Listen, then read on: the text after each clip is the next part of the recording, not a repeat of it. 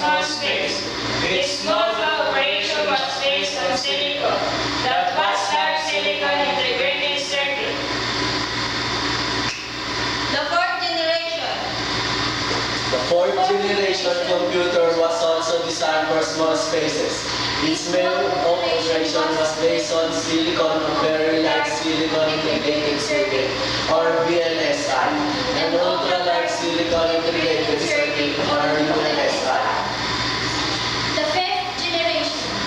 The fifth generation of computer uses software to enhance computer works and its robotic application.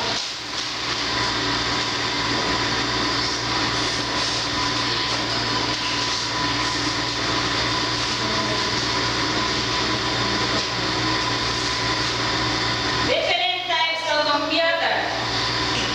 Desktop computers, laptop computers, tablet computers, servers, mobile phone, game consoles, and TVs.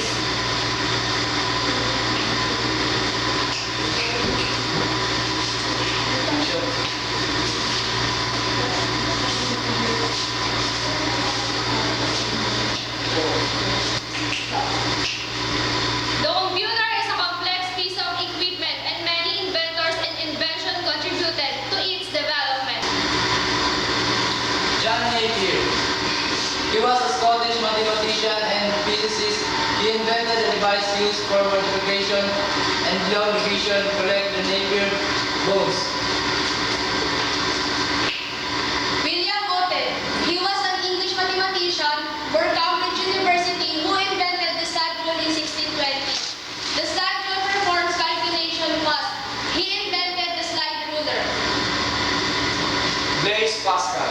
He was the French mathematician who invented the Pascal calculator or Pascaline in 1642 to help his father in task computation. The machine is credited as one of the earliest calculators.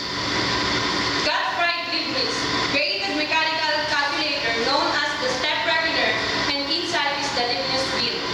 It was the first calculator that can perform addition, multiplication, and division.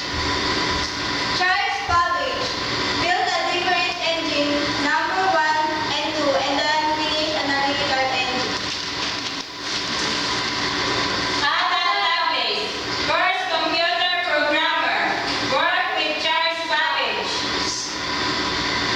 Herman Horrid. He used the idea of punch cards and invented the arbitrary.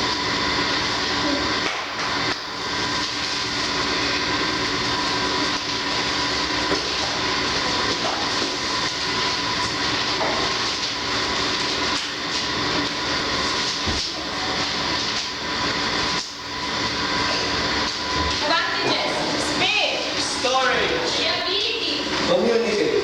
disadvantages: privacy, health risk, environment. Use of power.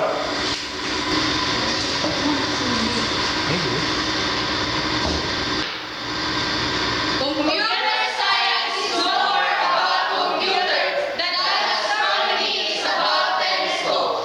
Biology is about microscopes. Or chemistry is about beakers and test tubes. Science is not about tools. It is about how we use them and what we find out when we do it. Ikaw! Ikaw nasa gitna. Evolution of computer. Sabihin mo. Isa-isa na. Ano pa? Oy! Ba't tayo mo tumangin dito? Oy, documentation to. Ah! Ang gitna! Okay.